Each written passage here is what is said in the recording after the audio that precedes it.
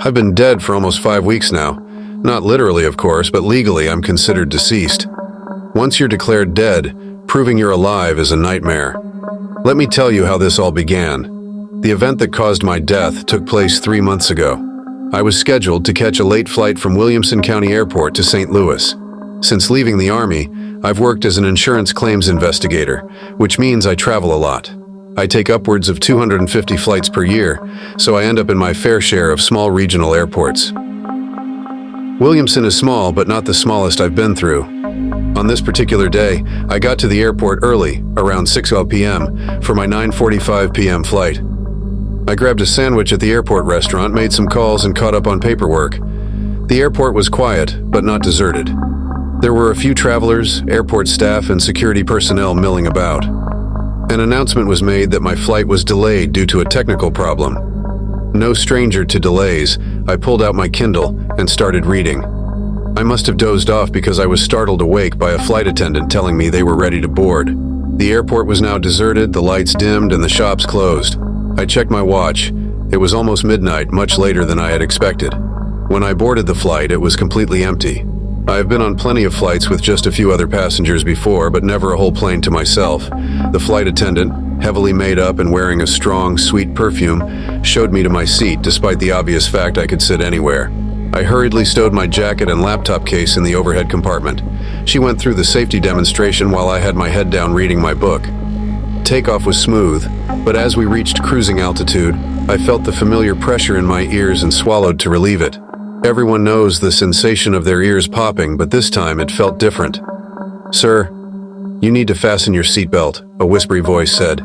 The words were clear, but the voice was insubstantial, like it came from far away. I turned around, expecting to see the flight attendant behind me. She wasn't there. I leaned into the aisle and saw her at the front of the plane. I was only 6 rows back, so I guess I could have heard her from there, but I was so sure the voice came from behind me. I passed it off as a trick of the acoustics, my own heartbeat echoing in the empty plane, but when I looked up, the seatbelt sign wasn't on. I shrugged and went back to my book. Cruising was uneventful, the background hum of the air conditioning combined with my own tiredness and the subtle cabin lighting giving a sleepy, dreamlike quality to the flight. As we began to descend, my ears popped again. "Excuse me, miss, what's happening?" A man's voice this time, clear but ethereal. I looked around, but I was still the only passenger. The situation was beginning to feel very weird. "It's nothing to worry about, sir. If you can just stay calm and keep your seatbelt on, it's just some turbulence," the flight attendant said loudly, trying to talk over the rising cacophony of panicked voices. The whispers turned into screams and weeping pleas. Behind me, I heard a furious prayer begging a merciless, unhearing God not to let his faithful servant die so young, a life of promise unfulfilled. A mother wept as she tried to calm her crying baby, her soothing words unable to mask the terror in her voice. The pitch and intensity rose as the plane descended, the noise a maelstrom of competing sounds. "No! Please!" The wheels touched down, and the voices quieted. I was hyperventilating, fingers digging painfully into the armrests, my brow slick with sweat. I hurried off the plane through the deserted airport, and eventually slumped into bed in my nameless, faceless hotel room. Lying there in the still and quiet darkness, I rationalized it away. A panic attack, a one-off hit of anxiety about a landing I made dozens of times each month. I managed to convince myself and finally succumbed to fatigue and slept. In my dreams, I could hear moans of pain and anguish. Then silence. The morning brought a sense of normality. I got in the elevator down to breakfast. "It's so cold," a faint whisper echoed. I whipped around, already knowing no one was in the lift with me. As I drove to my next appointment, I heard the news about the crash on the radio of the rental car. A Cape Air flight, the morning plane from Williamson County to St. Louis. There were no survivors from the 27 passengers on board. "Where are you?" The ghostly voice sounded like it came from the seat behind me, not the radio.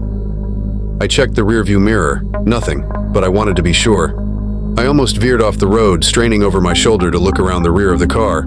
It was when I got back to St. Louis Airport that night that I realized I had lost my passport. I didn't need it for the internal flight as my driver's license would suffice, but it was a pain to have lost it. When I called the airline's lost property, they insisted the evening flight was canceled. The woman on the line told me it wasn't possible for me to have been on that plane, yet I had my boarding stub and receipts from that night. Hello, I think I may have left my passport on a flight I took 2 days ago. You should have been with us. I'm not mistaken, I took that flight. I'm looking at my boarding card stub right now. I have a receipt from the restaurant in the Williamson airport and a receipt from the hotel I stayed in St. Louis that same night. That wouldn't be possible unless I took that flight. Unsettled and on edge from the last few days, I was losing my temper. Sir, the evening flight was canceled and the plane that was due to make that flight was involved in a crash the next morning. You may have heard about it on the news. You can't have been on that flight. The call ended after more confusion and flared tempers. The police called to my home that same day. They came expecting to explain to my wife that I was registered as a passenger on the flight, that the burnt remnants of my passport were found at the crash site, and that the only unidentified remains from the 27 passengers on board were likely to be mine. Imagine their surprise when they saw I was at home, safe and sound. They know you should be here with us, the whispering voice told me, while the officers spoke to my wife and me. Thus, confusion about my status as living or dead began. Dental records of the unidentified victim were a match to mine. While I still have my driver's license, the picture is an old one, and, in the police's view, proved nothing. Security camera footage from the airport was no help. I can be clearly seen entering the airport, but there is no clear footage of me leaving the airport after the announcement of the flight cancellation. I made various trips to the local police station and sent my ticket stub to Cape Air for verification. They were baffled. The stub was real enough, but they insisted the flight never took off. 7 weeks into the mess, a DNA test was authorized. My DNA was on file due to a program I was in during my time in the Army. I hoped matters would be cleared up quickly. Unfortunately, it was a catastrophic outcome. Both my own and the unidentified body's DNA were a match to my DNA on military record. My own DNA was a 95% match, and the cadaver's was a 99% match.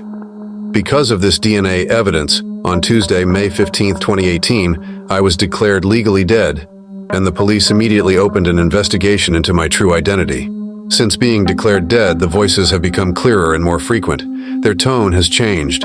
They no longer seemed like random whispers, but deliberate, insistent messages. The living no longer want you. You are free to join us now. We will come for you soon. We want your warmth, it's so cold. I laugh a lot these days. Laugh to keep from crying, to keep from losing my mind. The world thinks I am dead, and there are voices in my head. My wife has started to look at me differently. I can see the doubt behind her eyes, the fear that maybe I am not who I say I am, or worse, that I am losing my grip on reality. It's not just the voices anymore. I see things too, glimpses in shadows, reflections in mirrors, terrible things. Figures burnt and broken, shivering with cold, eyes hollow and accusing. Several things trouble me beyond my own sanity. Who is the mysterious charred corpse that has a better genetic claim to my identity than I do? How do I prove I am alive and who I say I am when the evidence seems to say otherwise? But the thing that troubles me the most is my status as one of the dead. If someone who is legally dead is killed, no crime can be committed or even investigated. The voices keep telling me they intend to come and claim me soon. We will be together soon. It's so cold, and we need your warmth. Every night I lie awake, listening to the whispers, watching the shadows, waiting for the moment when they come for me.